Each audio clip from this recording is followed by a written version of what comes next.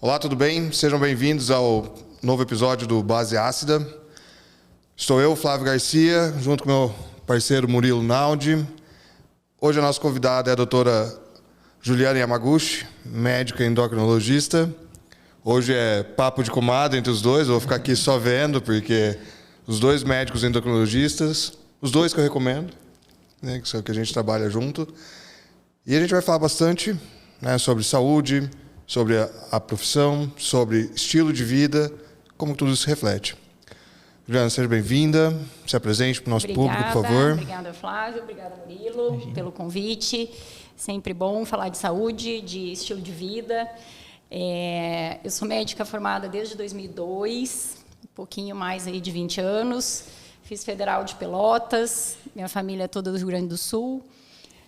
Fiz formação em clínica médica, estudei para urgência e emergência em Porto Alegre, no Hospital de Clínicas, e depois resolvi fazer endócrino, que é a minha paixão desde a graduação, por conta de poder atender diversos públicos, né? Crianças, mulheres, homens, idosos, doentes, não doentes, né?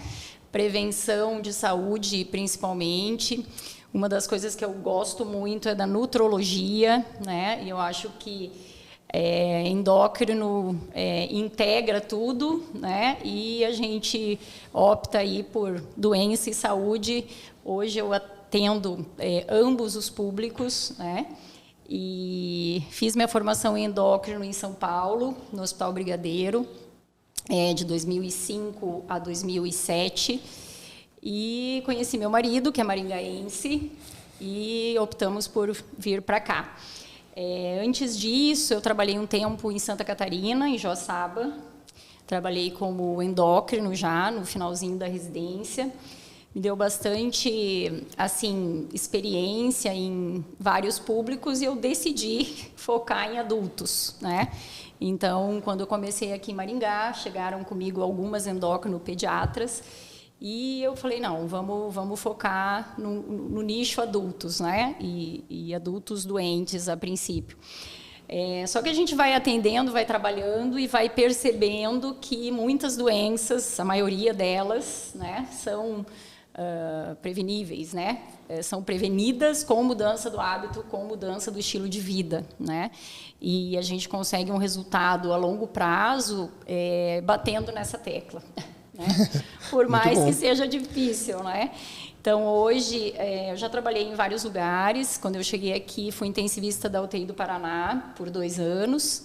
Depois comecei, né, a ter meus filhos e mantive atendimento em consultório, né? Há 2 anos, exclusivamente em consultório. Eu brinco que eu projetei levar e buscar meus filhos na escola.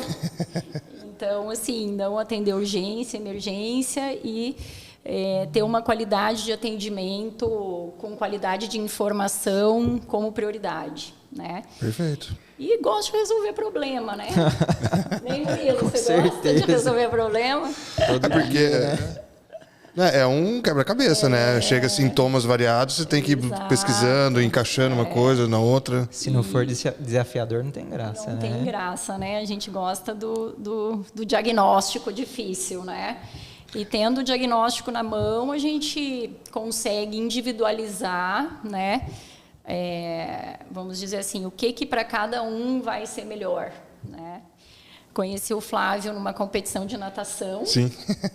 Que ele comentou, sou personal, fiz nutrição, porque vi que o exercício só não dá certo, do exercício comida não dá certo, agora acho que eu vou ter que fazer psicologia, porque o povo tem todo problema na cabeça. Né? Porque de mudança de comportamento, né? Aderência, mudança do estilo de vida. Né? Porque a mudança do estilo de vida é a mudança de comportamento, né? E mudar comportamento é difícil, né? E eu falei para o Flávio, tamo junto. Eu também estudo nutrologia, estudo endócrino, e o negócio é a gente sensibilizar individualmente cada um, né? Para conseguir uma aderência e um tratamento a longo prazo, né? Perfeito. Então, virar a chave do paciente, né? Virar a chave. As coisas só funcionam quando o paciente realmente faz vira sentido para ele, exatamente. né? Quando ele se identifica e com a gente levando a informação. Sim. de qualidade para ele, né? Eu brinco que agora, assim, meu papel é dar consciência. Sempre foi Ótimo. dar consciência, né? Mas se a gente consegue dar consciência e a pessoa consegue se identificar e fazer sentido para ela, vai, né? Então, o diagnóstico é o desafio, mas o Convencimento. comportamental, né? Por consciência, eu acho que é a melhor forma, assim, de abordagem, né? Tanto para obesidade quanto para doenças crônicas, né? Nem mesmo a ameaça de morte, às vezes, é o suficiente para aquele paciente mudar de estilo de vida, né? Assim, não, você vai ter uma qualidade... Você, diabético, você vai ter pode perder o pé, pode perder a mão. Aí é pelo medo, né? E mesmo assim, às vezes, esse medo não é o suficiente, né? Se ele não incorporar aquela informação para ele, certo, né? Ele não escolher mudar, ninguém muda uma pessoa. É impossível, né? Sim, a gente não tem esse poder, né? E até é uma coisa legal, não sei se o Murilo sente isso, às vezes a gente atende, nossa, dá tudo, explica tudo e não vai, né? Com certeza. A pessoa não vai porque ela não quer, né? Então, às vezes é legal, troca de médico, né? Troca de ambiente, troca de academia, até o negócio fazer sentido, né? E às vezes não é a nossa responsabilidade. Então, isso deixa mais leve, né? O consultório, né? Você faz a sua parte, claro que tenta individualizar, mas entende que cada um tem o seu tempo, né? Eu costumo dizer que o nome já diz, a da consulta, é uma consultoria. O paciente está indo ali buscar uma consultoria.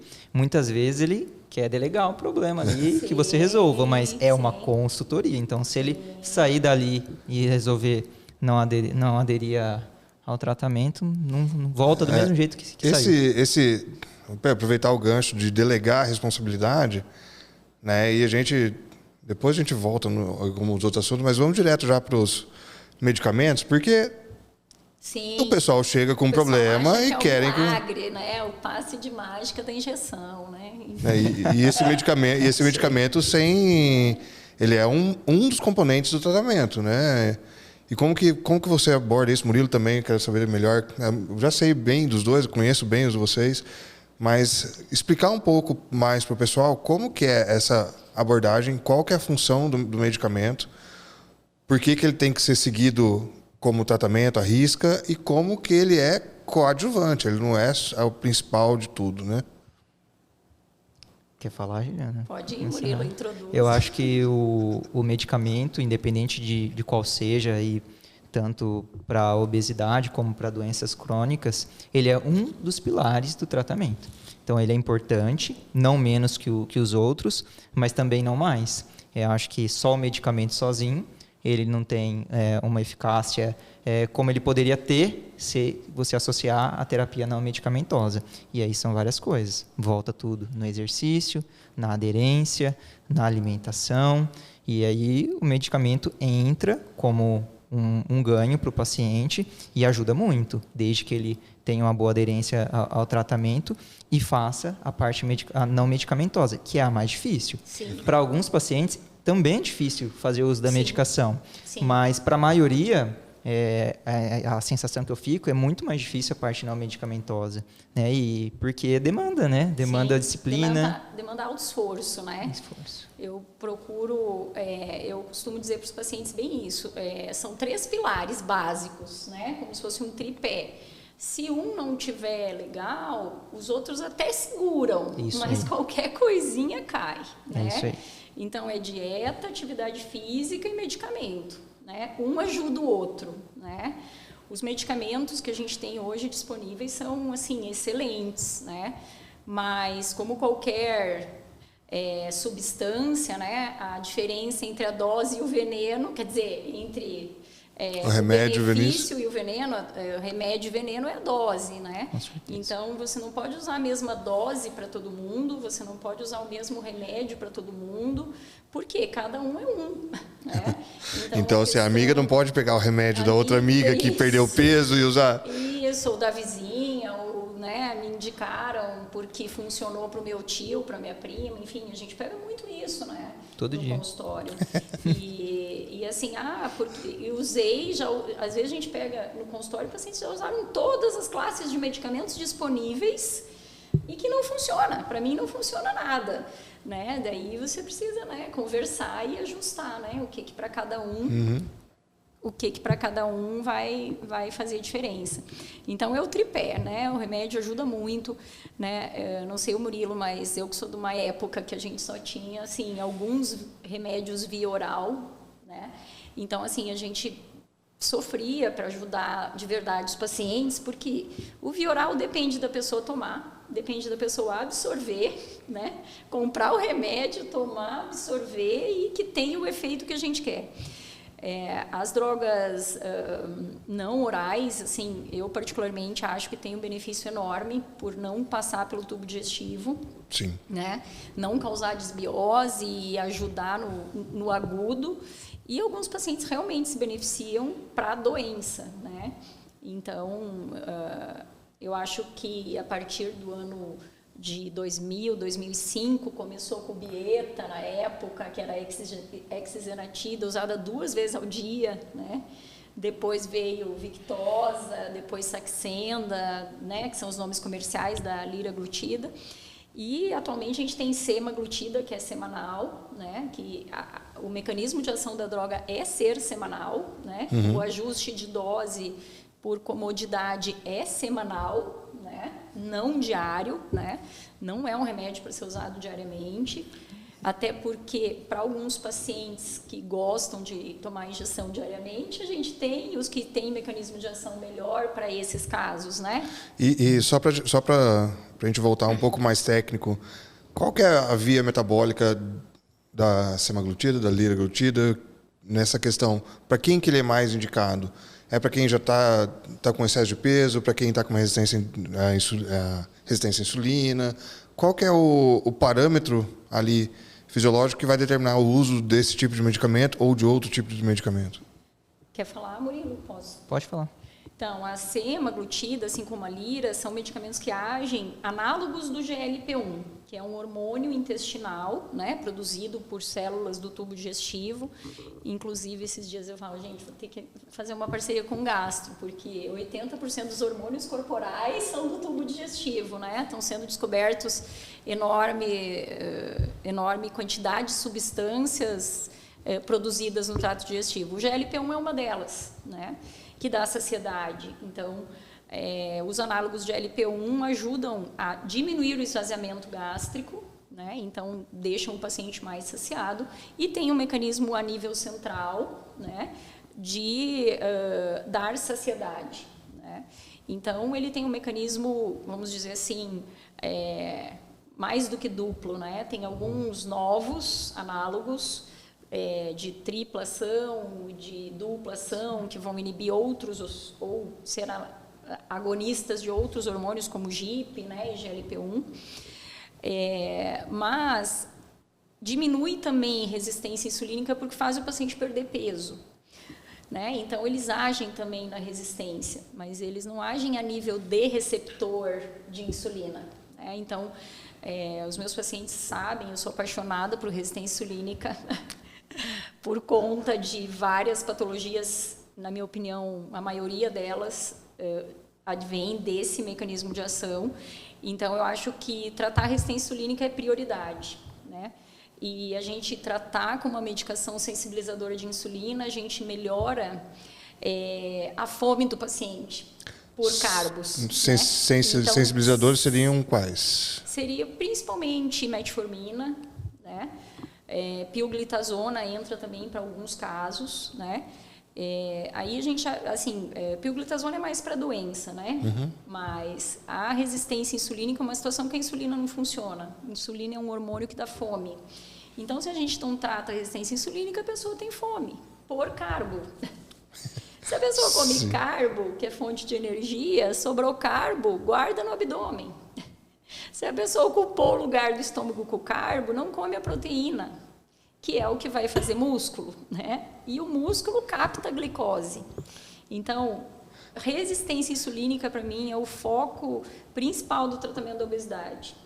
Dá muito certo, assim, né? O que eu acho fantástico da profissão de vocês, da especialidade de vocês, é realmente essa Os links. interação que uma coisinha que você mexer vai mexer com outra, que vai mexer com uma... É uma cadeia, é uma PG, né? Assim, uma coisa vira duas vira quatro vira 8 e é muitas interações, né?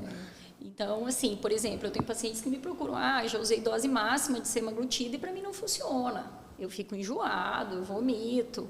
Então, essa pessoa piora com a semaglutida, porque ela não come, não tem o mínimo de proteína para produzir uma massa muscular adequada e fica enjoada, fica passando mal. Ninguém merece ficar enjoado o dia inteiro. Fica indisposto, né? E fica indisposto, porque aí não come, a glicemia cai, a pessoa fica mal, fica sem gasolina. Exatamente.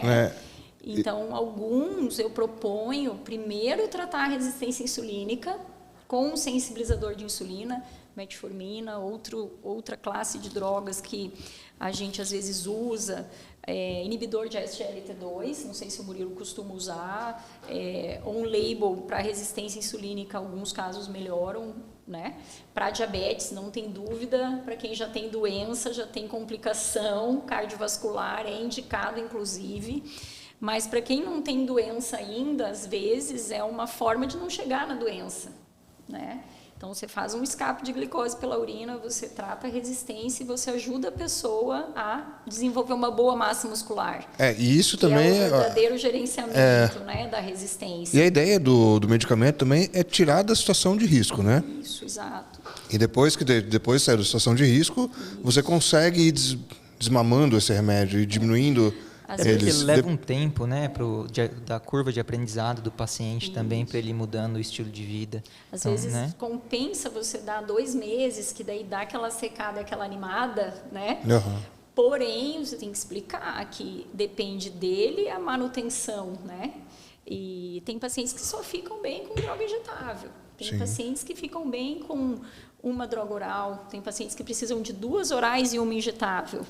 Né? É muito particular. Para conseguir fazer a questão da alimentação e da atividade física, né? O grande desafio, eu acho que os remédios ajudam nisso, né? Na aderência e na continuidade, né? Aí a gente vou pegar o gancho aqui já e falar assim, qual que é a função metabólica do músculo, né? Porque perfeito. As pessoas pensam no músculo muito mais na parte estética, de força e tal, né? De capacidade física, atlética, de esportes e tal. Mas o público em geral, para a pessoa que não tem essa busca pela estética, que não tem essa busca pelo desempenho físico como um atleta, como qualquer outra pessoa, eles acabam deixando a parte muscular de lado porque não usam, né? Não faz no dia a dia. Gente, isso a gente trabalha do mundo atual, eu acho. Né? E a gente trabalha na frente de um computador, a gente trabalha o tempo inteiro sentado e, cara, realmente a gente não precisa de músculo mais, né? Então, nesse sentido, qual que é a função metabólica assim, da musculatura para prevenção de doença, para prevenção de... Né, acho que principalmente da resistência à insulina, que é o precursor aí do... Sim. Eu costumo falar para os meus pacientes que músculo é artigo de ouro. Que músculo a gente não consegue comprar, infelizmente, não tem à venda, né? E para a gente ter músculo, a gente precisa cultivar, né? Desde sempre, porque chega uma época da nossa vida que o que a gente não usa, a gente perde, né? E como a gente vive em consultórios, ou em cadeiras, ou em escritórios, né? Como o Flávio falou, teoricamente a gente não usa, mas a gente usa muito, né? A gente precisa para levantar, para subir uma escada, e tudo isso é massa muscular. Assim, só no sentido... É que o músculo é muito forte, assim, para fazer essas atividades básicas, qualquer o gasto energético, qualquer músculozinho é muito... O músculo é muito eficiente em gerar força, né? Sim. Então, e assim, a gente precisa de músculo. Eu falo para meus pacientes que o músculo é a usina gastadora de energia do corpo. Quer comer mais, quer ter uma vida mais tranquila, normal, treina, que você vai gastar energia no teu músculo. Quanto mais receptor GLUT4, né, Murilo, tem na massa muscular, mais capta glicose e mais é independente da insulina, que é o que dá fome, e guarda gordura na barriga, né? Então, assim, dos pilares do gerenciamento da resistência insulínica, além de uma alimentação com carbos de baixo índice glicêmico é ter uma boa massa muscular, né? Além dos remedinhos que a gente usa também, alguns. Então, o músculo tem, assim, inúmeras funções, né? Vai ajudar na proteção do esqueleto. Eu falo, o esqueleto é um quebra-cabeça de ossos, né? Quem segura os ossos? Os músculos, né? Então, paciente com tendinite, com bursite, né? Tenista que não faz treino de força, beach tenista de final de semana que só faz o cardio, não é? Maratonista que não gosta de puxar ferro, só gosta de correr, se arrebenta porque não tem massa muscular. Então, eu trabalho com alguns reumatos, né? E a gente fala que é remédio. Tomou o remédio hoje, é treino 2 vezes por semana. Tá? Eu falo para os pacientes, não é estética, não tem que gostar. Se gostar é melhor, né, Flávio? Um dia você vai gostar. Um dia você vai gostar. Né? E eu falo assim, vocês estão muito bonzinhos, tá? Pelo menos. Não, a gente. No meu consultório é 7 dias da semana. Então, mas religioso. Nossos pacientes não fazem nenhuma caminhadinha às vezes, né? Depende do público, sim, não, né? Mas, assim, no mínimo do mínimo, para quem não faz nada, não gosta de nada, é treinar 2 vezinhas na semana, né? E eu procuro frisar que precisa de uma carga progressiva, né? Ai, não quero ir na academia. Então, levanta e senta da cadeira, né? Depois segura um livro, levanta e senta da cadeira, né? Conversa, né, com alguém da área para ajustar na sua casa como que dá para fazer, né? Alguns estudos em pacientes pós-internação de Covid, eu falo, o Covid veio para inflamar todo mundo e dar uma sacudida, né? E a maioria dos pacientes que sobreviveram tinham massa muscular. Porque o Covid foi grave na perda de massa, né? Exato, os pacientes saíram muito detonados de massa muscular. Então, tem alguns serviços, assim, fazendo esse tipo de atividade, sentar e levantar da cadeira. Melhorou isso, daí vai, né, para progressão de carga, né? Independente do seu nível, o que precisa é enfrentar uma resistência, né? Então, quem não faz nada, começa devagar. Pensa que precisa progredir uma carga, né? E então, além disso, assim, o músculo produz diversas substâncias que dão bem-estar, né? Então, hoje a gente não tem órgão endócrino, só hipófise, tireoide, suprarrenal, ovário, testículo, né? A gente tem sistema digestivo e tem massa muscular, né? Hormônios são substâncias produzidas em um lugar que agem em outros, né? Então, onde tem hormônio, tem chave, onde tem receptor, tem fechadura, é hormônio, né? Então, o corpo todo se beneficia das substâncias produzidas no músculo, inclusive o cérebro, né? Então, para a depressão, o treino está descrito que melhora a depressão, né? Por quê? Porque produz substâncias que dão bem-estar, né?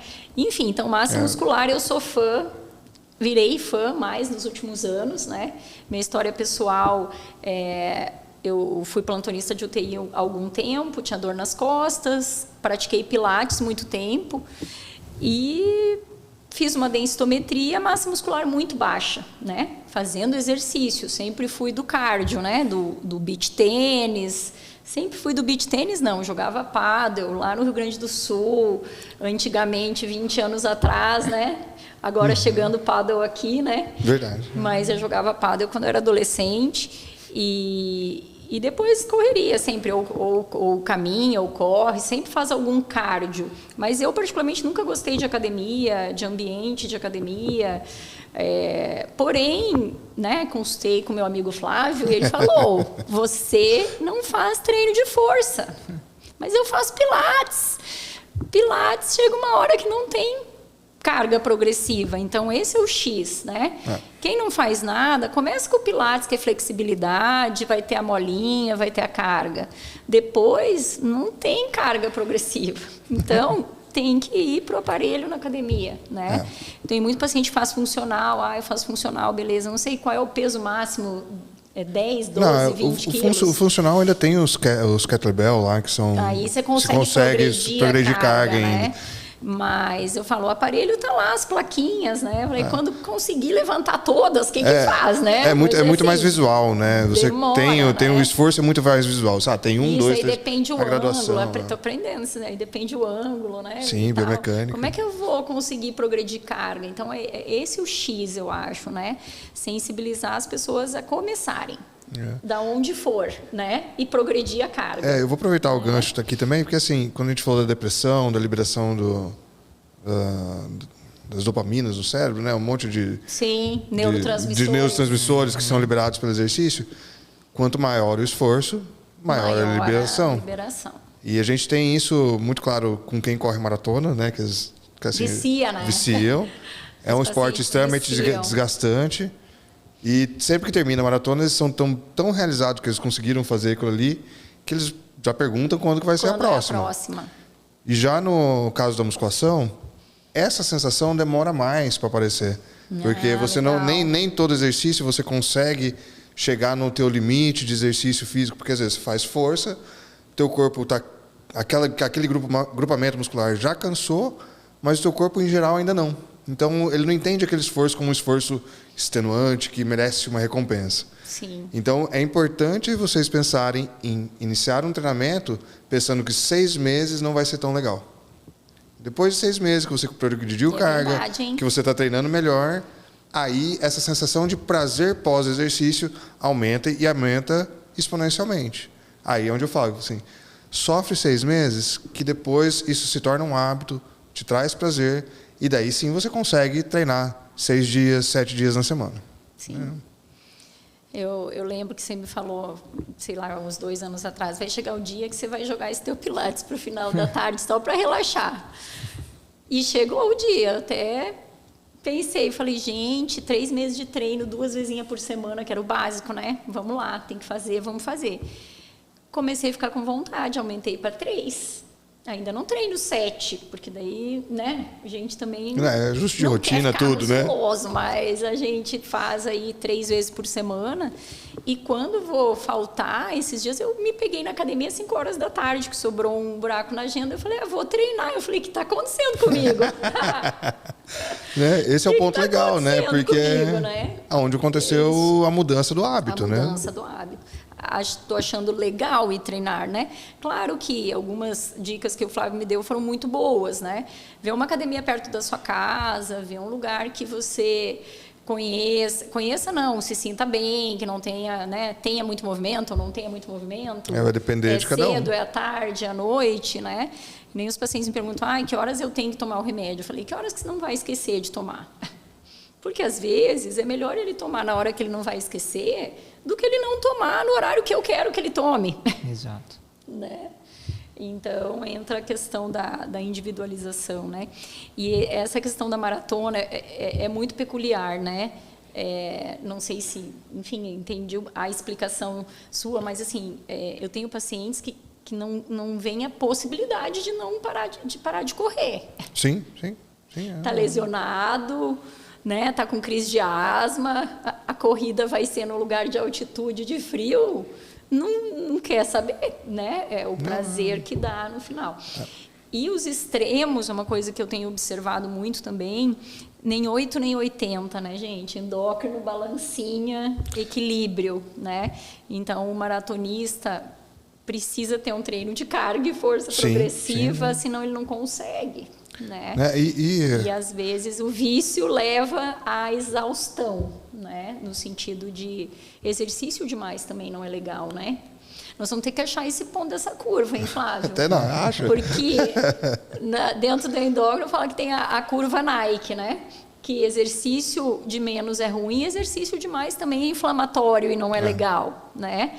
Então tem que ter o tempo de repouso, tem que ter a recuperação, né? Eu brinco para nós mortais, 3 vezes força e 2 vezes cardio, tá legal. Isso pro pessoal da educação física, a gente chama isso de periodização, né? De sessão de treinamentos, microciclo, mesociclo, macrociclo, que é como a gente vai modulando esses esforços Porque o que você falou é bem realidade. Ninguém consegue fazer um treino extenuante todos os dias.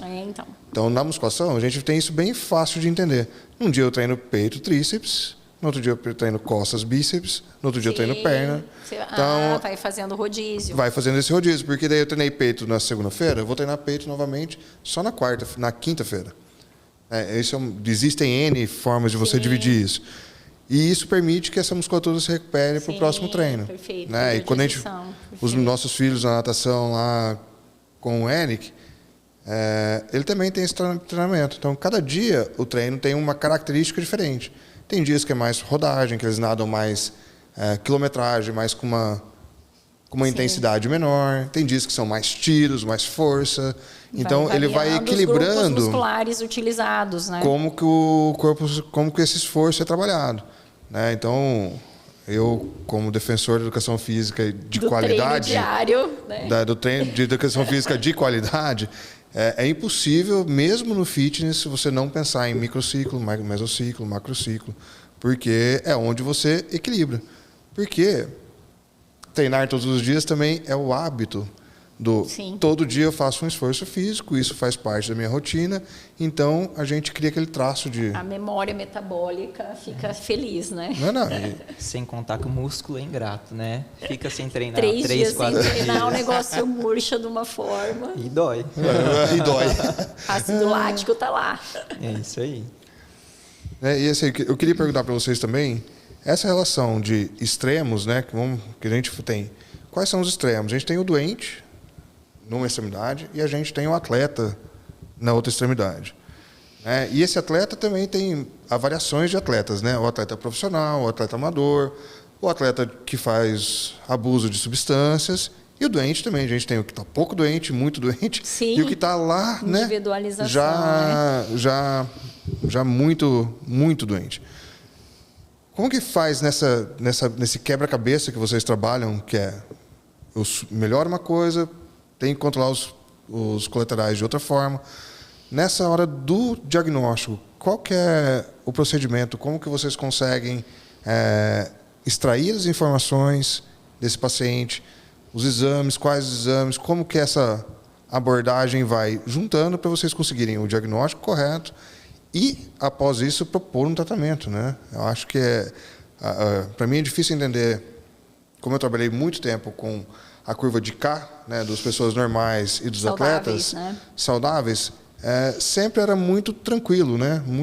Aumenta mais um dia de treina todos os dias. Você pode subir proteína para 3 gramas por quilo por dia, que não tem problema.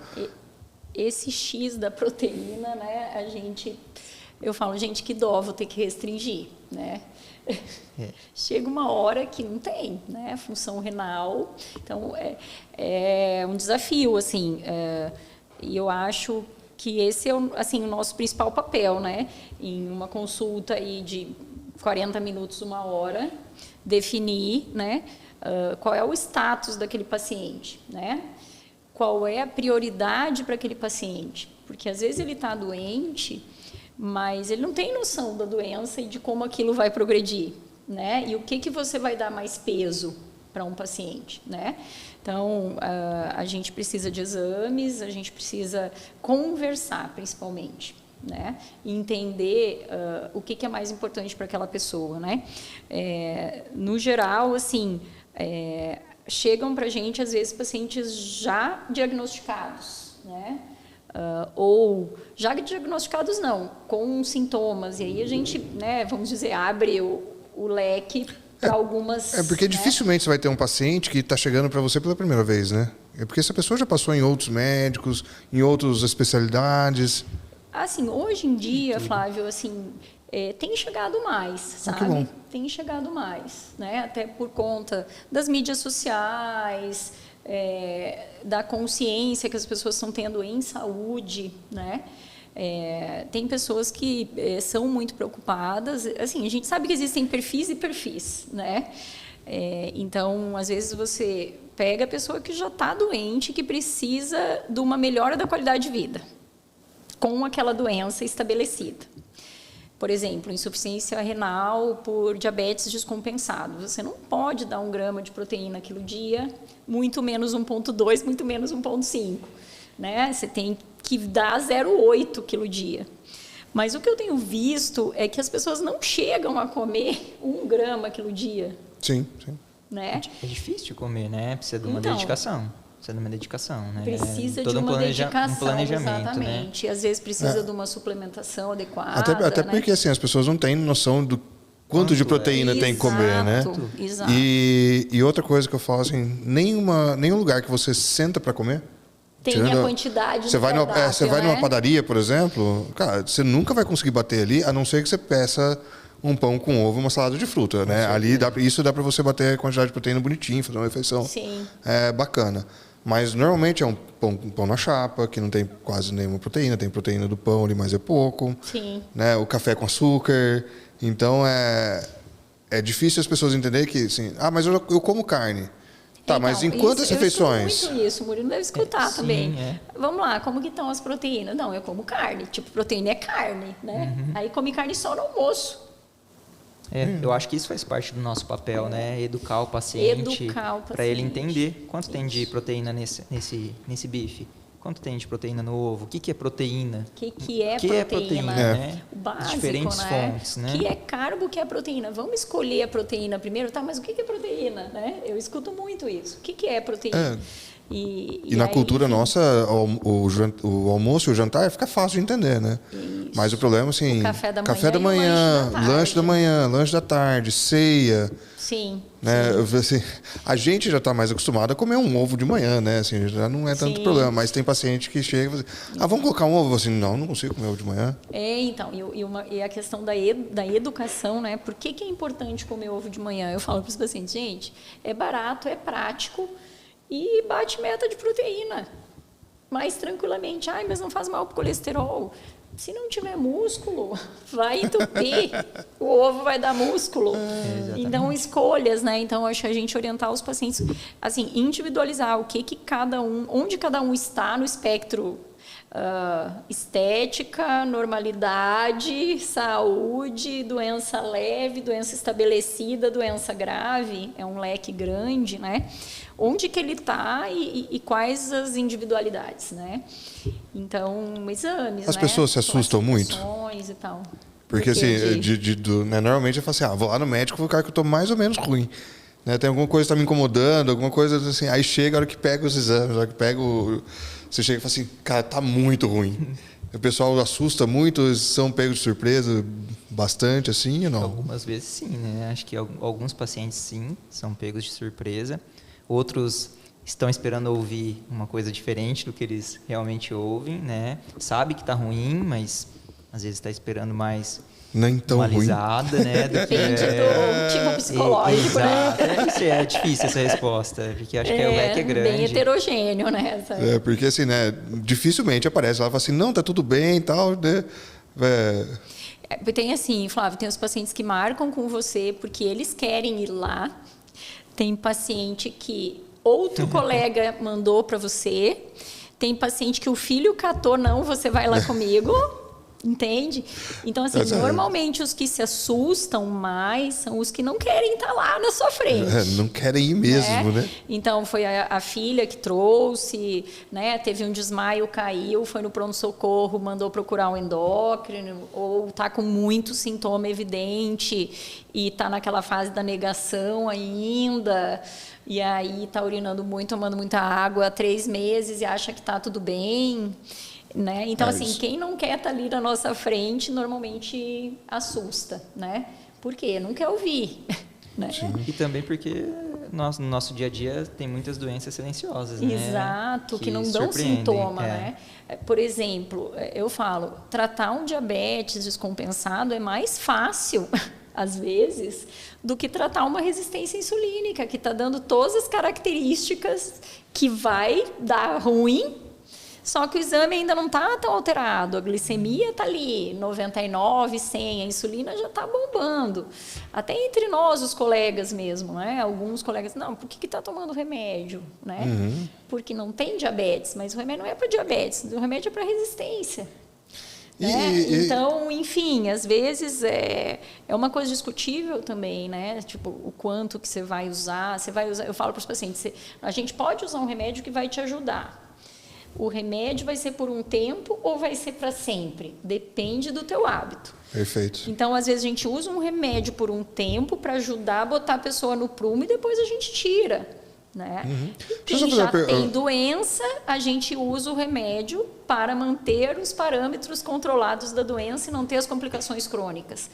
Né? Então, dentro dos injetáveis que você estava perguntando, num primeiro momento, todos esses injetáveis foram lançados para doença. Né? Tanto que, por exemplo, o primeiro... a liraglutida, né, que foi um dos primeiros GLP-1 de dose única diária, na bula está escrito que é para diabetes, na dose de 1,8 máxima. Depois saiu o estudo da dose para obesidade, né? Lançou o mesmo laboratório com outro nome, até 3. Então, até 3 pode usar para peso. Até 1,8 pode usar para diabetes. Mas são a mesma substância. Então, você vai usar off-label. Não está escrito na bula do Victoza que pode ser usado para obesidade. Mas é a mesma do Saxenda que pode ser usado para obesidade. Isso já a Sociedade Brasileira de Endocrinologia já tudo com protocolos já. Então, não tem análogo de GLP-1 de uso contínuo indicado para tratamento de obesidade. No Brasil. No Brasil. Tá. Tem análogo de GLP-1 para tratamento de diabetes, que é doença crônica. Mas a gente considera a obesidade uma doença crônica. Sim. Né? E é então, a mesma molécula. É a mesma molécula, né? Então, assim, os consensos são feitos por especialistas, adequando a realidade de cada país para populações, né? Sim. A gente não pode extrapolar tudo que tem no consenso ou seguir tudo ali como se fosse uma regra, porque os consensos mudam. Sim, né? É constante, dentro né? Da experiência constante, clínica e da experiência não, né? Que a gente não faz nada baseado na nossa experiência. A gente tem o respaldo dos estudos, mas assim, algumas coisas a gente extrapola um pouco. Isso é uma coisa que a gente a mesma linha da doença, né? Exato. Que a gente já falou aqui, né, Murilo? A gente não faz pesquisa, a gente não é cientista. A gente não é cientista, a gente usa a ciência para o nosso dia a dia. Né? Trabalhamos com a ciência. Nossas condutas no que tem definido. Né? Isso é uma coisa que eu tenho um pouco de birra com relação ao pessoal que usa o artigo tal fala tal coisa. Assim, mas esse artigo está lá na ponta da ciência. Sim. Quer dizer o quê? Ele está no começo da história. Vamos ver se isso aqui funciona mesmo. Exato. Vamos aumentar o N dele. Depois a gente aplica com mais certeza, né? Estudo de qualidade, o N, se tem estudo de vida real, tudo isso faz diferença. Eu costumo falar, se a gente for procurar, a gente acha estudo que comprova o que você faz e o que desaprova o que você faz. Sim. Tem estudo para tudo e resultados diversos, né? Então, a gente tem que ter um pouco de bom senso, estudar e tentar ver as meta-análises e avaliar individualmente cada paciente. E essa experiência de consultório também é onde você vai fazer essa montagem desse quebra-cabeça, onde você vai fazer essas coisas e realmente vai usar, isso, posso usar essa base científica, posso usar essa, vou usar essa aqui, encaixa melhor. Sim. Né? Outra coisa que eu ia entrar para perguntar para vocês em relação a esse meio desse espectro que a gente está falando, do doente e do atleta, que é aquela pessoa que você falou, que tem gente que está começando a vir procurar o endócrino, procurar os outros profissionais da saúde, para ou não piorar, porque ou está passando pelo processo de envelhecimento, já está querendo não piorar, ou ele realmente está querendo, quero melhorar minha qualidade de vida, meu desempenho profissional, pessoal. Como que se atende esse paciente que não tem nada errado? Ou teoricamente, gostoso, né? que teoricamente não tem nada de errado, né? Esse é o sonho, esse é o mais gostoso. É o paciente que a gente mais gosta de receber, né? Os outros são importantes, mas a gente gosta de receber o paciente assim porque você pegou ele no momento certo. Murilo. Não? Eu gosto. Você gosta? Eu discordo. Eu gosto. Eu gosto que tenha uma doencinha leve, que daí a gente, ajusta. Mas, porque eu tenho um pouco de dificuldade com... Assim, não tem dificuldade, né? A gente atende bem, orienta, porque tem coisas bem definidas. Mas tem um grupo de pacientes que, às vezes, que é alguma coisa que não é bem definido, né? E a gente hoje... tem disponível alguns testes genéticos, alguma individualização de metabolômica e de genética... mas não são todos que podem fazer, né? Então, assim, quem tem polimorfismo de receptor e vai se beneficiar de XYZ suplementos, né? Então, a gente, assim, vai chegar um dia que a gente vai pegar uma pessoa saudável, né? Fazer os testes e indicar os suplementos para aquela pessoa, né? Mas hoje ainda, pelo menos no meu consultório, ainda não tenho muita vivência nesses testes. Então, eu sei que teria o que fazer a mais, porém, às vezes a gente não, né? Então, eu gosto de atender, lógico, paciente saudável, orientações gerais, né? Vamos dizer assim, frisar o que é mais importante. Exato. E prever o que vai acontecer. Mas eu tenho uma impressão que quem tem uma leve alteração é mais comprometido. Não sei. Eu acho que é variável, né? Acho que é variável. Depende, É muito variável, é variável. difícil a resposta. Eu acho que verdade. pensando por esse lado, que você falou dos testes, eu concordo plenamente. Eu acho que tem o paciente que está procurando descobrir algo que não tem. Chifre em cabeça de cavalo, enfim. Que não né? tem, né? Ok, caçar existe, pelo em mas ovo, né? Ou vai fazer algum teste Nada que a que gente você não fala sabe o que fazer com o satisfaz, resultado ainda, né? Sim. E aí vai noiar, né? Perdão da palavra. Mas eu acho que, por outro lado, é aquele paciente que você pega ele no momento certo. Sim, né? Que ele, você consegue prevenir, né? Primeiro, ele está ali porque ele de livre e espontânea vontade, né? Então, isso é bom. E ele está procurando saúde. Então, ele quer uma orientação, saber o que ele está fazendo de errado perfeito. ou não, só dar um é ajuste. E aí você coloca ele na curva de aprendizado e Isso vai aí, embora. é verdade, e aí ele não tem precisa, razão, ele não tem depende mais de você, desde que ele aprendeu o que estava independência, faltando. né? Coloca na curva de aprendizado. é isso, Exato. né? Mas eu concordo que existe o tipo de paciente que está procurando um testezinho para ver o que pode acontecer daqui a 10 Procurando anos. um milagre, e tal. um negócio que você, né? A gente volta naquela questão, acho que você até começou a falar no começo ali do nosso bate-papo, a Juliana começou a enfatizar ali, o Ozempic usa semanal, o Ozempic não usa diário. E aí eu já estava entendendo o que ela estava querendo dizer, porque a gente pega isso no consultório, o paciente chega usando menos cliques e aí usando todo dia uma coisa que não é aprovada para usar desse jeito e também não tem uma meia-vida para ser usada desse jeito. Então pega muito paciente querendo fazer coisas mirabolantes. Então essa acho que é a questão do paciente. Está usando martelo para apertar parafuso, né? É isso aí. Eu acho que está querendo resultado sem o alto esforço. Às vezes. Exato. Né? A gente pega bastante, né? Mas não são todos, mas assim... Um ponto que eu queria chegar nessa história é como que você convence ou como que você explica para o paciente que é o básico que funciona. É a hora que você chega e a hora que você vai chegar ali para ele e fala assim, tá, mas você está fazendo tudo certinho? Não, faço tudo certinho. Você treina 7 dias da semana? Não, treino 4. Então, você, cara, já... Ai, Flávio, já não tá aí, ó. Isso não. Não, assim, ainda 7 falta... dias na semana? Não, mas treino 7, mas Murilo treina 7 dias da semana. Você treina 7, Murilo? Você não tem filho ainda. O Flávio quer que eu treine 7 dias, mas é difícil, hein? Né? Mas eu falo assim, sempre ainda tem alguma coisa na rotina. Sim. Sempre ainda tem alguma coisa na alimentação. É normal, né? Que dá, no controle de estresse, que também é um fator que eu quero perguntar, a próxima pergunta vai ser em relação a isso. Como que você consegue provar para aquela paciente que ele ainda não faz tudo que ele poderia estar fazendo do básico, da parte básica do tratamento? Acho que o caminho é esse aí que você está entrando, é mostrar o que é o básico. Então, faz o básico? Faço. Então, tá bom, o que você faz? E aí você vai conversando com o paciente, ele vai te contando sobre a rotina de exercício, sobre a alimentação, e aí sobre o sono, né, as horas de sono, o descanso, o padrão de trabalho, quanto trabalha, quanto ele tem de lazer, quanto ele tem de convívio social, e aí você começa a descobrir que realmente não faz o básico. E essa é a regra. O básico, pouca gente faz. É isso, mano. Por isso que o básico funciona, mas tem que fazer para ele funcionar, né? Sim, tem que ter constância, precisa ser feito. Constância, acho que esse é um termo e um dos pilares, tanto que a gente estava falando de ganho de músculo, mais importantes, né? Sim. Ganho de músculo, aporte proteico, calórico, né? A parte da alimentação, a parte do sono, do descanso, a parte do estímulo, né? Do exercício físico, está sempre mudando estímulos, mas aí eu acho que ele chega no pilar mais difícil, a constância. Porque você pode ter todos os outros, se você não tiver constância, negativo, né? Nos meus acompanhamentos, eu acompanho geralmente por 4 meses os meus pacientes. E depois eu falo para eles assim, cara, não precisa mais vir aqui. Sim, já aprendeu. Porque agora é repetir.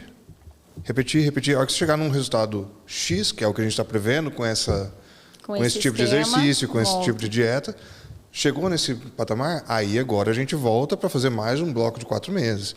Né? E nessa hora o pessoal, tipo, colocar o filho para nadar a primeira vez, você fala, vai, passarinho, né? Vai. Então, assim, ele fica naquela mas não, agora não tem. Se você vir aqui, a recomendação vai continuar sendo a mesma. Sim. Então, continua fazendo, faz bonitinho, a hora que o teu corpo responder, que tiver tudo, chegar naquele patamar que você quer, aí a gente vai ver o que você quer, qual que é o próximo passo. Né? E agora eu cheguei no ponto que eu queria ver com vocês. Como que o estresse, a diferença do estresse agudo, o estresse crônico, e como que isso afeta todos os nossos hormônios e todo o nosso funcionamento geral, né? Que é um dos males da nossa modernidade, é a quantidade de estresse. Sim. Né? E gerenciamento de estresse, né? Eu sempre falo com o exemplo do meu pai, ele trabalhava das 8 da manhã às 6 da tarde. Aí ele não conseguia mais trabalhar, porque fechava a empresa. Fechava, meu pai era funcionário público, fechava, ele não tinha mais como trabalhar. Ele tinha que esperar no outro dia abrir novamente para poder continuar trabalhando. E hoje em dia a gente não tem mais isso, né? A gente tem acesso à internet, celular, o e-mail. Muitos estímulos, né? Tá tudo acontecendo ao mesmo tempo. E como que o nosso corpo, que é feito para ter períodos de atividade e períodos de descanso, está respondendo a isso e como que isso está afetando a saúde da população em geral? Então, tem a questão do ritmo circadiano, né? O ritmo de cortisol, o eixo HPA, né? Que eu acho que é o principal aí, agredido na sociedade moderna, né? Que é o eixo hipotálamo, hipófise e adrenal. A gente libera cortisol, que é nosso hormônio, um dos hormônios fundamentais que nos mantém vivo, né? Mantém a nossa pressão, mantém a nossa vontade de ingerir alimentos. Deixa eu só deixar isso bem, cortisol não é vilão, né? Cortisol não é vilão de jeito nenhum, né? Exatamente. Cortisol é vital. Quem tem insuficiência adrenal, que é uma doença que pode ser por lesão da hipófise depois de uma cirurgia ou por lesão da adrenal, não vive, né? Tem um quadro clínico de náusea, vômito, perda de peso, é o extremo, né? Então, tudo é equilíbrio, né? Corticoide é vida e excesso de corticoide é doença. Então, é a dose, né?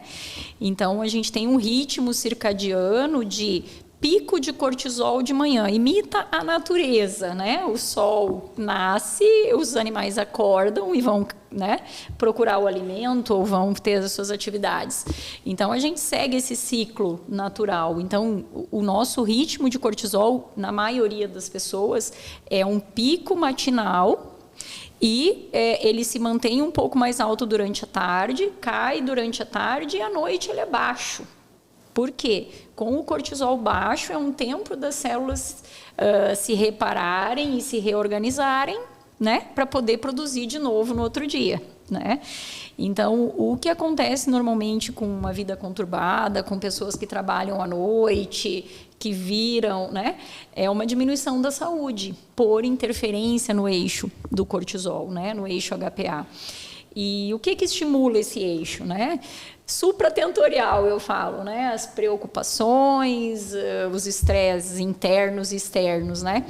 O corpo humano, ele é submetido, às vezes, a estresse interno e externo. O que é um estresse interno? É uma falta de hormônio, é uma falta de água, né? Uma desidratação, é uma doença, uma virose, uma bacteremia, enfim, é um estresse interno. E a gente é submetido ao estresse externo, que são as condições do ambiente, né? Então, temperaturas extremas, tanto frio quanto muito calor, barulho excessivo, né? Coisas que vão mexer nos nossos sentidos, tanto olfativo, visual, e o visual está muito em evidência, porque a gente está na frente das telas, né? Então, assim, o eixo HPA é sensível a estresse externo em excesso. Né? Então, as telas, né? Inclusive, eu não faço endocrinopediatria, mas tem vários estudos mostrando causa de puberdade precoce, tela. Por quê? Vai estimular o hormônio que vai estimular o ovário, né? Então, eu falo, a chefe é a hipófise, ela que manda em todas as outras glândulas. E se a gente estimula demais, com estímulo visual e auditivo e sonoro e falta de descanso, o corpo vai reagir produzindo mais, né? Então, a qualidade de sono, que deixa o corpo em repouso, né? E a tentativa de alerta e vigília e repouso no ritmo, né? É o que dá mais saúde, né? Só para lembrar o pessoal, tem um episódio inteiro sobre sono com a doutora Adriane Petrucco. Né? Só dá uma procuradinha ali. A gente falando de sono, né? Aí tem as doenças que dão dificuldade, sim, né? obstrução. Foi um episódio muito bacana, tudo, né? Tem muita informação lá também. A mortalidade em pacientes que têm apneia do sono é muito maior do que as pessoas que não têm, né? O risco de arritmias, falta oxigênio, né? Então, fica mais doente, né? Então, tudo que sai do natural, né? Quando o sol se põe, vamos diminuir o ritmo e dormir. Quando o sol levanta, vamos levantar e ir para a luta. Enfim, tem perfis diferentes, mas acho que todo mundo precisa essa rotina, né, para ter mais saúde. E também depende do momento da vida, né? Às vezes você está mais no agito e, enfim, né? Mas a constância que eu acho que determina, né, no final das contas, né? Às vezes por anos da sua vida você não dormiu bem, né? Se fosse a gente estava ralado, né? Não sei se você fazia plantão, mas eu fiz muito plantão, né? Quando eu era mais... Não quero nem lembrar. Quando eu era mais jovem, eu falava pro meu pai. Ele falava, filha, você tem que dormir, você tem que dormir. Eu falava, pai, o dia tem 24 horas. Eu vou dormir 8, não vou dormir 1/3 da minha vida, né? Bobinha, né? É o pique, né? É o pique da juventude. A conta chega, né? E aí você tem mais energia, né? E hoje eu fico pensando, eu falando para ele isso, né? Ele devia ficar muito bravo. Mas, assim, depois de uma certa época, você percebe que se você não dormir, não descansar, você não funciona bem no outro dia, né? Com certeza. E aí, eu acho que... Por conta de cortisol exatamente. mesmo. O cortisol tem uma grande influência nisso. E eu acho que todos os outros hormônios também acabam tendo alguma participaçãozinha, né? Eu acho que o cortisol está ali no centro. E pensando na questão metabólica... A gente vive sob o estresse e aí volta tudo para aquele ciclo, né? Que a gente sempre fala, simplificando, né? De uma maneira mais simples. Vai para a luta. Não dorme bem, aí no outro dia tem mais fome por alimentos mais palatáveis e aí vira aquele não come bem, aí já tem menos disposição para fazer o exercício e é aquele ciclo sem fim que a gente fala todo episódio aqui, né? E outra coisa que acontece muito, eu falo para os pacientes, se o carro não tem gasolina, não anda, né? Não dormiu. Não vai ter pique para academia, né? E outra coisa, o metabolismo, o corpo se protege, né? Então, uma das coisas que a gente tem falado muito é o foco em não ter uma dieta hipocalórica, ter uma dieta com macronutrientes bem distribuídos dependendo da individualidade, né? Então, assim, bater meta de proteína é uma expressão que eu tenho usado muito hoje em dia no meu consultório, porque é básico bater meta de proteína e, enfim, as pessoas acham que para emagrecer não tem que comer. E isso é errado, porque o corpo entra no modo reserva de energia. Eu falo, não comeu, entrou no modo reserva de energia. O que acontece quando a gente fica muito tempo em jejum? A gente tem start de mecanismos contrarreguladores que vão poupar energia. O cortisol é um deles, né? Então, tá em estresse, liberou cortisol, liberou adrenalina, liberou cortisol, liberou GH, né? Para quê? Proteger o corpo da inanição. Então, não comer engorda, né? E a gente, às vezes, né, costuma... É legal você falar isso por causa da taxa de metabolismo basal. Exato, o metabolismo basal cai. Né? Que é o quanto de energia você precisa para manter o seu corpo funcionando. Isso, a balancinha. Entrou, saiu caloria, não é tão simples assim. Não, porque precisa... Se entrar e não gastar... E se não entrar, cai o gasto, né? Então, a usina gastadora de energia é o músculo. Então, vamos comer isso também é importante. Músculo, né? Todo mundo quer uma maneira de acelerar o metabolismo, né? Exato. Existe. Uma. Treinar. Cria músculo. Só existe uma forma de aumentar o metabolismo, mas seja mais ativo. Aumenta a Exatamente. usina É a única gastadora forma. de energia, É a né? única forma. Termogênico. Eu desconheço assim, outra. não, tem termogênico e tal, mas Mas são pontuais, ele é né? agudo e pequeno. Agudo e pequeno. Isso Os aí. que funcionam são proibidos. E com muito efeito colateral. Não, é um horror. E eu acho que um ponto legal também que a gente está tocando no ponto do cortisol, não sei se você recebe muito paciente, é uma dosagem excessiva de cortisol, né? Todo mundo dosando muito. cortisol, querendo Sim. que ali mostre o problema. Estou muito Sim. estressado, quero dosar meu cortisol. Cortisol tem indicação para ser dosado, né? Não é Exato. para ser dosado indiscriminadamente, porque senão também Sim. começa a fazer bobagem com o resultado. É, né? isso que eu também vou perguntar para vocês já, também, assim. Exames sem clínica Então, é um negócio que é inútil, né? cortisol basal, assim, eu peço uma vez na primeira consulta junto com o ACTH, que é o hormônio que regula. Né? A gente fala, endócrinos são os conjuntinhos, né? Cortisol, ACTH, TSH, T4 livre, FSH, estrogênio, a gente vê o conjunto, né? Então, um cortisol basal alto com ACTH muito alto, tendo clínica, você vai seguir uma investigação, né? Só que o mais importante do cortisol é o ritmo, né? E qual é o lugar que a gente vai dosar melhor o cortisol? Né? O cortisol ele está no sangue, ele está no extracelular, está no intracelular, está na saliva, está na urina. Tá? Então, assim, antigamente, não sei se o Murilo é dessa época, a gente dosava cortisol urinário, amostra de 24 horas, para identificar se aquela pessoa tinha um excesso de cortisol de verdade, né? Porque o que está sobrando sai pelas secreções. Então, hoje eu costumo dosar na saliva, porque eu acho que o urinário é muito passível de erro. Às vezes as pessoas não tomam água porque vão ter que juntar a urina e aí, né? Enfim, juntar o xixi e pôr na geladeira hoje não é uma coisa muito SUS, prática, né? SUS quando falta opção, né? Porque é uma maneira mais barata. Isso, né? aí a gente consegue dosar na urina e saber se está alto, confirmar se está alto. E normalmente a gente pedia 2 ou 3 dosagens, porque um dia você está mais estressado, outro dia você não está, e não quer dizer que um exame alterado vai dar um diagnóstico, né? Então, eu costumo pedir cortisol salivar à tarde e à noite, né? Então, o paciente vai colher exame de sangue de manhã, colhe o cortisol sérico de manhã, colhe um salivar à tarde e um salivar à noite. E aí a gente vai ver o ritmo. Tem ritmo, você não precisa ficar investigando, né? Você tem que gerenciar o estresse assim, para diminuir esse gatilho. Pico, né?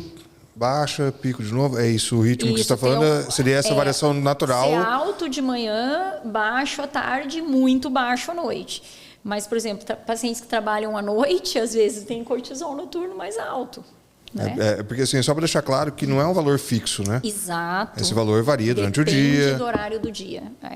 Eu acho que o cortisol é difícil, né? É um eixo bem complicado da gente avaliar. É por isso que, como a Juliana está citando, tem várias formas de dosagem. Então, tem o livre, no urinário, salivar, tem o sérico. E tem que ficar muito bem definido, né, para o pessoal, para o paciente não, né? Mas assim, o que você está procurando. Né? Sim. Você está procurando deficiência? Você está procurando excesso?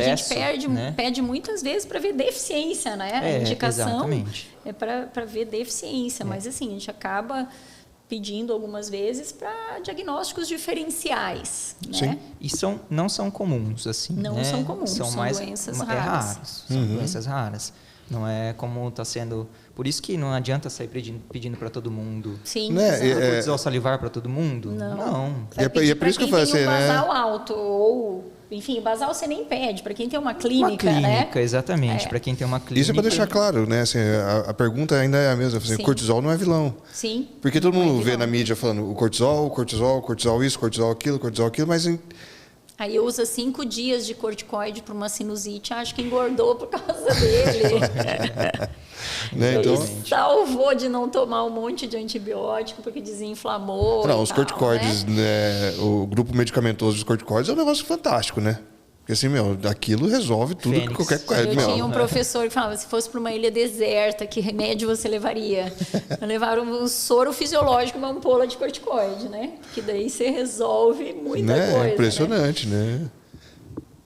E agora chegando ali Deixa eu comentar uma coisa que eu acho bem importante, não sei se vocês já comentaram. Um dos estresses internos mais assim comuns e fáceis de resolver e que eu vejo muito no meu consultório é tomar água, é desidratação, né? Pela vida corrida as pessoas não tomam água, né? E aí faz o soro, acha que é o soro que resolveu, mas o soro melhorou o volume, né? Se tiver um hábito de tomar água, melhora muita coisa, né? E desidratação da fome também. Até porque, exato, está faltando água, está faltando alguma coisa, vai dar fome, né? E eu sou uma defensora da água por conta de ser um mecanismo de detox do organismo também, né? Você toma mais água, você elimina mais substâncias não desejadas, né? Tanto pelo suor quanto pela urina e tal, né? Então, assim, treinar e excretar, né? Também é um detox, né? Então o treino também serve para eliminar substâncias não desejadas, porque vivemos na Terra, né?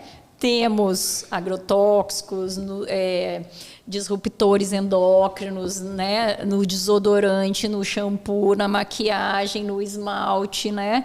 No ar praticamente. Então, assim, estamos expostos a poluentes e a aditivos químicos, né?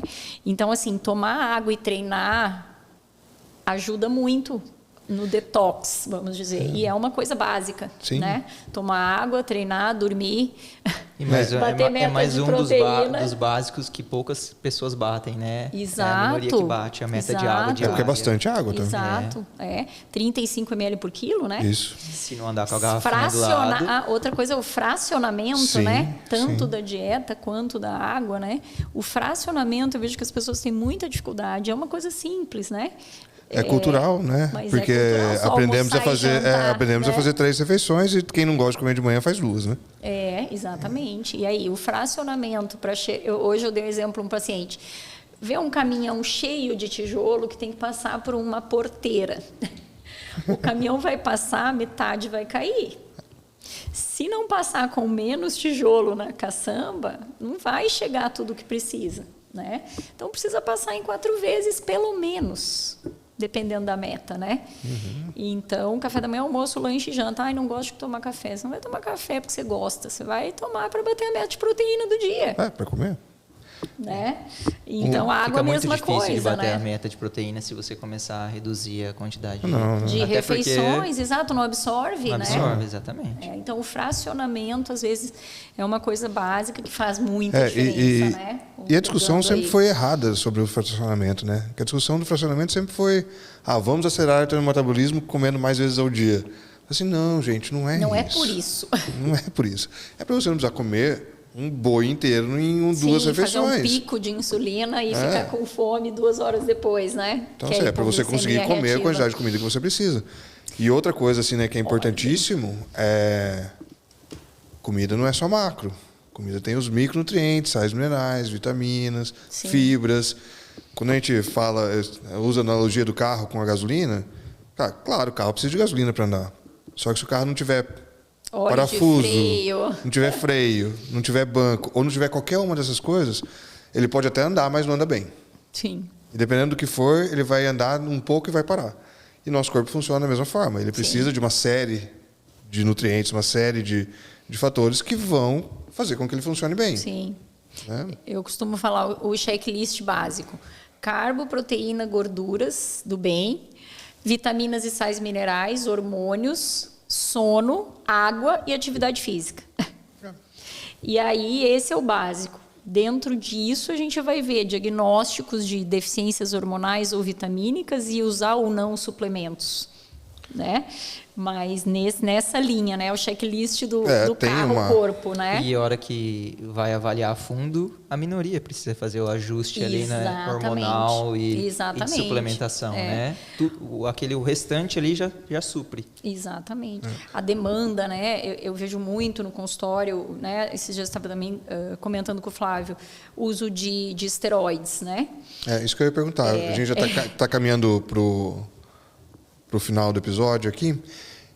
E a gente falou do doente, da pessoa que está saudável, e agora eu quero saber essa parte de quem está buscando algo extraordinário e que muitas vezes, para buscar isso, está comprometendo a saúde de alguma forma. E como você teve agora em congressos, né, recentemente, se falando das novas tecnologias, de novas abordagens, e como que isso tem, quais são as funcionalidades, o que realmente funciona, o que pode ser aplicado e quais são os riscos, né? O Murilo, assim, eu e o Murilo, que a gente sempre está aqui nesse embate, que o Murilo é o cara dos riscos, ele não gosta de nada que chegue, que coloque nos riscos, né? Então, é que a gente acaba vendo, a gente vê mais doente, né? A gente vê muito doente, que já chegou porque tem a doença, né? E aí você vai dar para o saudável que você sabe que vai causar a doença, né? Então... E chega muita complicação também, a gente pega quando dá ruim. Porque assim, a gente pega quando dá ruim, né?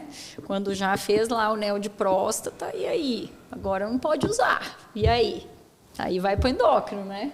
Então, enfim, dependendo do caso, assim, eu sempre procuro falar que depende, às vezes, muito da demanda e do objetivo do paciente, tá? Então, o paciente jovem que não tem queixa, quer manter uma massa muscular normal, tem uma dosagem boa, vai treinar, vai bater meta de proteína, que vai gerar uma demanda para produção hormonal maior.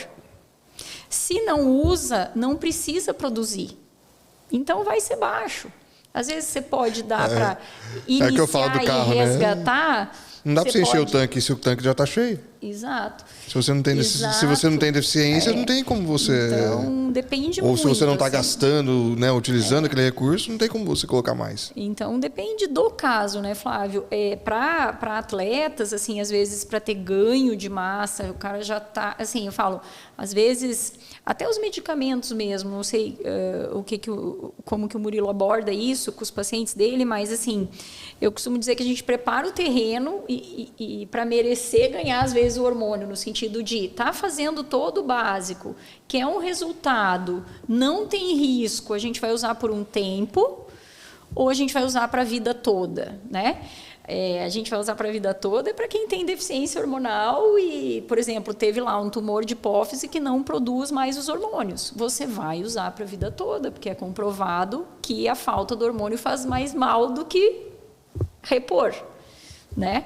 Mas você vai repor em quem não tem deficiência por um período, eu acho que é a conversa. Qual é o objetivo e quais são os riscos? E colocar na balança. Então, não tem uma fórmula, né? Não tem um número mágico, né? Tem que ser acima de 500, de 600. Se está 300, as proteínas de ligação estão deixando a forma livre boa, o paciente não tem queixa, você não vai repor e tratar o número, né? O laboratório. Com certeza. Né? Porque aí você vai gerar, às vezes, um efeito colateral que não é desejado, né? Então... Eu sou um pouco menos maleável, o Flávio sabe. Não tem deficiência, não tem negócio mas comigo. Porque... Mas o pessoal acaba usando de outras maneiras, mas aí é uma escolha do paciente. Assim, ele vai conseguir usar, com certeza. Ele vai dar o jeitinho e vai ter quem prescreve. E às vezes vai usar sem...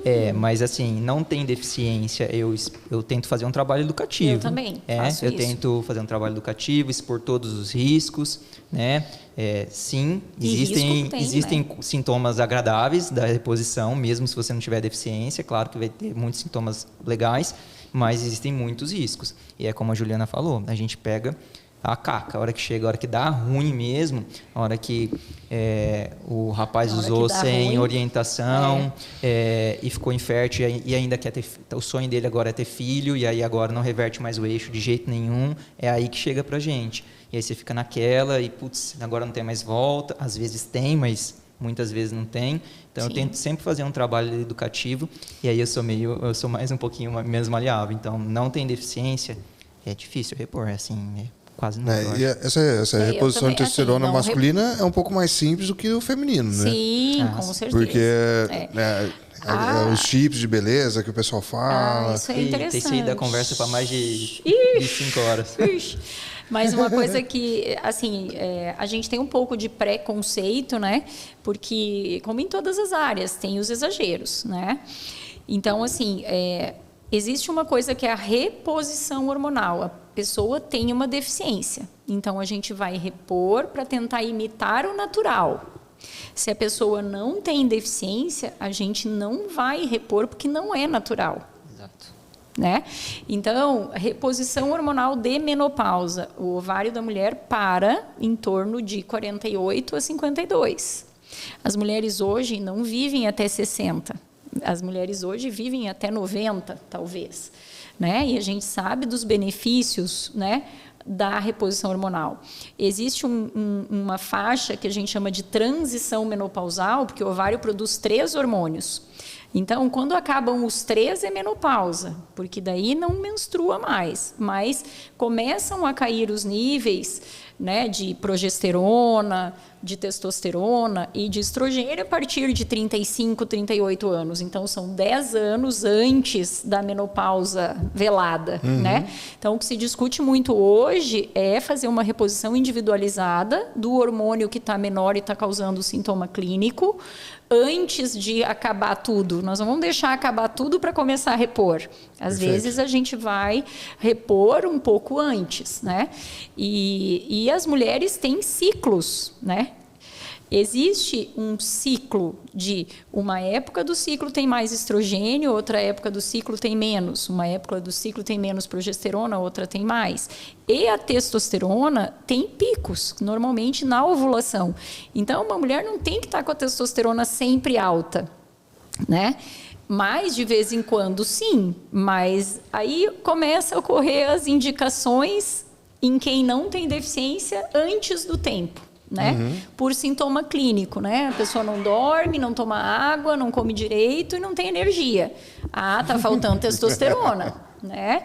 Aí começa a usar testosterona, não dorme porque fica agitada, fica pior, começa com espinha, com acne, com queda de cabelo, daí que chega na gente, né?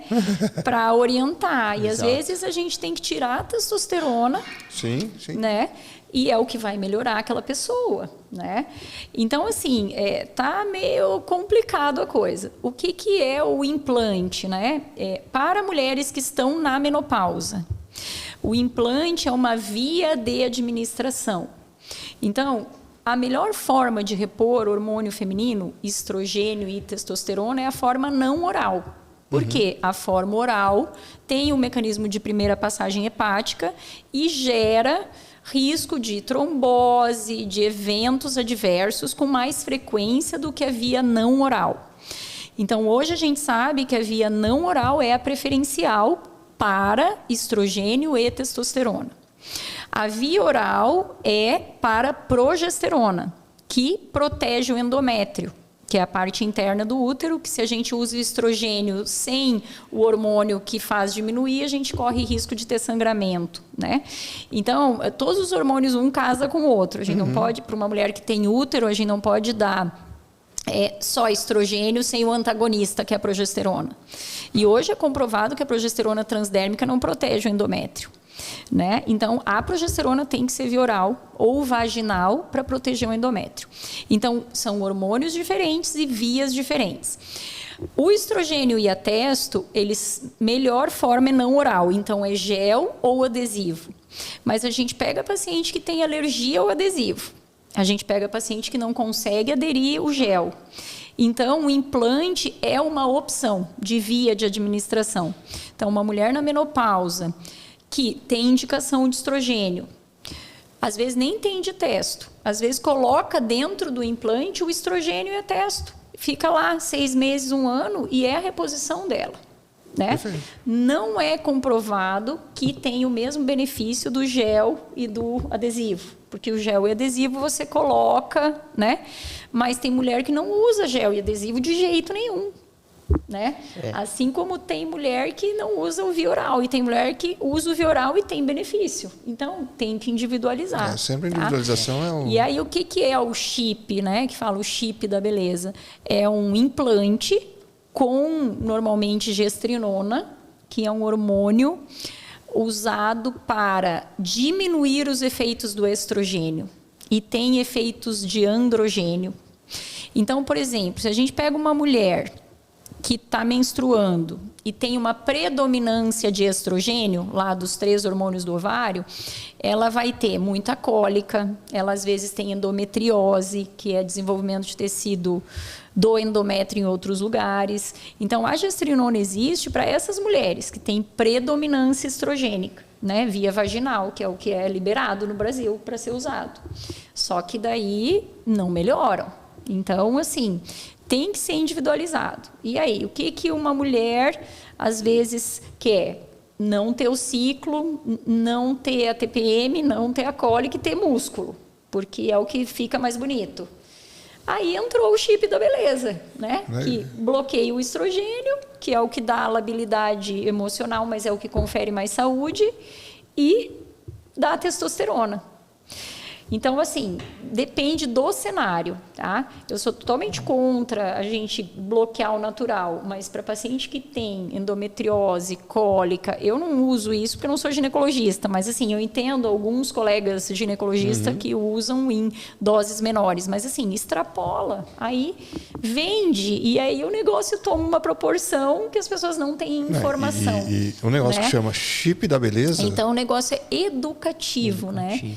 Eu acho que tem a questão da gestrinona também, que ela veio há muitos anos atrás, né? É uma molécula muito antiga, inicialmente usada bastante para endometriose, né? Como a Juliana falou, para cólica, mulher que tinha muita cólica, e que ela foi estudada e liberada por uma via. Isso, por uma via. Por uma via, que não é a via do implante hormonal. Não é implante, exatamente. E aí, depois ela até perdeu o registro na Anvisa, né? Para aquela via, porque estava se usando pouco e tal.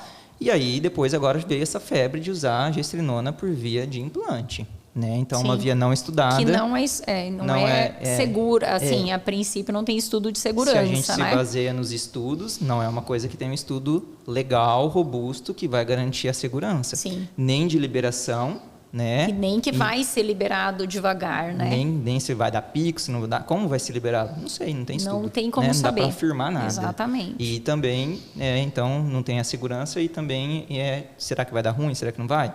Não saber é a pior coisa, né? Por outra via não dava, mas por essa vai dar? Não sei. Sim, então, sim. Como não tem essa segurança, eu acho que a gente tem que colocar os dois pés atrás. Tem que dar informação, né? Exatamente. Sim. Informar o paciente e ele está ali provavelmente porque ele quer saúde e quer melhorar a qualidade de vida. Então, a gente tem que tentar não colocar ele em risco. Não fazer mais mal do que bem, né? Poxa, eu sempre falo. Primeiro, é a primeira regra, né? Eu sempre falo, quando alguém me pergunta de reposição hormonal, eu falo, a primeira coisa é não fazer o mal. Não fazer o mal, então, exatamente. Tem contraindicação? Isso. Tem estudo de segurança? Tem indicação? Tem indicação? Não e tem algum contra. estudo de segurança para isso? Não tem? Primeiro isso, depois vamos repor. Então, acho que isso eu falo direto nos podcasts disso. Sim, eu concordo. Mas totalmente. É polêmico o tema, né? E está acontecendo muito no consultório. Às vezes chega a ser até cansativo, a demanda é muito grande. Sim. Né? É um tema que dá. E os pacientes, às vezes, impressionante, eles nem sabem o que tem no chip. Porque não dá para pôr só hormônio no chip. Esses dias eu pedi, eu quero saber o que tem, né? Não sabe. Porque às vezes põe corticoide no chip. Como o corticoide dá bem-estar, acaba o corticoide, o paciente faz insuficiência adrenal. Porque ficou muito tempo com o chip de corticoide. E ele nem sabia que tinha. E ele nem sabia que tinha. Nem a gente. Esses dias eu peguei metformina num chip. Melhor ação da metformina é via oral, é em microbiota. O que adianta eu pôr metformina num chip, gente? Enfim. São cada barbaridade que então a gente pega muita coisa, né? Mas eu acho que. E isso é importante falar, isso é colocar o paciente em risco. Isso é colocar o paciente em risco. Isso é picaretagem. Isso é fazer as coisas. Fazer o que você não está sabendo. Né? E outra, né? Que não só o dinheiro não é a medicina. Exatamente. Quer ganhar quer viver só pelo dinheiro? Vai trabalhar no mercado financeiro, meu amigo. Outra coisa, né? Cara, medicina é coisa que é séria. Nenhum paciente vai chegar para o médico e vai falar assim, faça qualquer coisa que eu não estou nem aí. Ele chega sempre em situação de vulnerabilidade. Exatamente. E ele vai aceitar qualquer coisa que o médico convencer ele. Exatamente. Então, a responsabilidade é extremamente grande. E será que vai dar ruim amanhã ou vai dar ruim daqui 10 anos, né? Isso é uma coisa que às vezes o paciente nem lembra o que ele fez lá atrás. Exatamente. Né? Sim. Eu falo que tudo é o equilíbrio, de novo, né? Eu tenho visto muito no meu consultório, assim, para a reposição hormonal em mulheres mesmo, né? Algumas pacientes com pânico de fazer reposição hormonal porque o ginecologista falou que dá câncer. Tem essa também. Né? Então, verdade. assim, isso também é um desserviço. Desinformação. Né? É uma desinformação e um desserviço, né? Porque muito sofrimento, né? Muito sofrimento. Uma mulher na menopausa, sem estrogênio, não dorme. Sim. Tem muito calor. Né? Não tem relação. Não né? tem relação, não tem jeito. gerenciamento de estresse, né? Então, assim, e não tem histórico familiar, às vezes, de nada, e nem pessoal, né? Então, as pessoas têm muito medo, né, da reposição hormonal. Por quê? Porque viu o caso da vizinha que não tinha indicação, que colocou o chip e que teve tumor cerebral. Enfim, né? A gente sabe que existem meningiomas que são altamente responsivos aos hormônios. Inclusive, é uma contraindicação à reposição hormonal de menopausa, ter um meningioma grande, dependendo da localização. Porque você vai dar hormônio, ele tem receptor de estrogênio, né? Aí você tem que individualizar, né? Você não pode fazer igual para todo mundo e nem privar de quem precisa por medo, né? Então, eu acho que é entrar na educação, na informação, no dar consciência, né? Uma coisa é ter a deficiência, outra coisa é querer repor para ver o que dá. que dá. Não tem contraindicação. Eu, enfim, avalio com o paciente cada caso, né? Sim. É um paciente que teve uma lesão, quer voltar para o esporte. Eu sei que usar num homem por um mês uma testosterona para ele voltar para a academia, voltar a treinar. Eu tive muitos pacientes no pós-Covid que o músculo zerou. Eles saíram por conta de repor um pouquinho de anabolizante intramuscular, porque não tinham contraindicações. Combinei, nós vamos usar 2, 3 meses. Melhorou, controlado, né? Controlou. A gente usa para idoso com sarcopenia. Você conseguiu convencer ele a parar? Então. Pois é, ele me disse que parou. Então. É outro risco, né? Então, a vigorexia, né? Que é o vício no hormônio.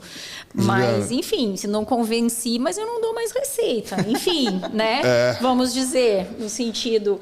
Mas, assim, eu acho que é muito da conversa, né? Muito do explicar, a gente pode, mas... Esses são os riscos e esses são os benefícios. No teu caso, né? Mas é uma coisa que às vezes o paciente vem pedindo. Você fala, bom, mas você não tem indicação, você tem risco, né? Veja bem, se você for usar, eu não vou compactuar com isso, né? Mas, enfim, é tudo a questão de saber o que você está fazendo, né? E nas mulheres pós-menopausa, a questão de reposição hoje está mais do que comprovado que melhora muito. Qualidade de vida, risco cardiovascular, risco de sarcopenia, de osteopenia, de fratura, né? De humor. Então, assim, mas tem mulher que não pode. Sim. Tive câncer de mama. Olha, não pode. Tem outras coisas que a gente pode fazer que vão melhorar, né? Então, tratar a resistência insulínica, repor uma vitamina, tratar a desbiose, fazer uma dieta adequada, tomar água, dormir melhor, né? Treinar. Regular os outros hormônios vai melhorar, né? Então, tem muita coisa que a gente pode fazer do básico para melhorar quem tem contraindicação, né? E quem não tem contraindicação e tem indicação, a gente pode ofertar, né? Da melhor via para aquela pessoa, né? Então, não tem como massificar, né? Que é o que a gente tem visto, né? Juliana, já vou deixar o convite para a gente fazer um próximo episódio, porque... Falta tempo para tanto Falta tempo, É muita coisa, muito assunto, assunto, né? Muito assunto. E, cara, vou agradecer por você ter vindo. Eu que agradeço o convite. Foi Você ótimo. sabe que eu gosto de conversar. Falar Murilo, bastante. Deixa o teu recado, depois, Juliana, deixar teu recado também. Eu quero agradecer a presença da Juliana, foi muito gostoso o bate-papo aí. E já fica o convite para a próxima. Opa. Na hora que a gente entra nesse tema de reposição hormonal, acho que o assunto é quase inesgotável, né? E tem muitas visões, né? É legal. E muito, vai esse mudando, bate-papo a e o gente vai debate é legal. estudando e vendo também que Exato. as coisas vão mudando, Com né? certeza. Sim. Então, E a curva de aprendizado, né? E fica o convite aí para a próxima. perfeito. Ju, deixa o teu recado pro pessoal. Agradecer aí o convite. Eu gosto muito de falar de saúde, de prevenção, a questão de autocuidado, eu acho que é o que a gente tem que despertar em todos os seres humanos, né? E aí, dentro do autocuidado, a gente orientar com conhecimento de qualidade as melhores estratégias, né? Para poder sensibilizar as pessoas a seguirem, a melhorarem, né? Qualidade de vida, eu acho que é bem importante para todo mundo, né? Tudo ressona, né? Para melhora aí do planeta, vamos dizer, né? A pessoa bem-humorada, bem saudável, ela é mais legal, né? Então, e irradia mais, né? Energia boa. Energias positivas, né? Com certeza. Então tá. Obrigada. Pessoal, um abraço. Logo retornaremos.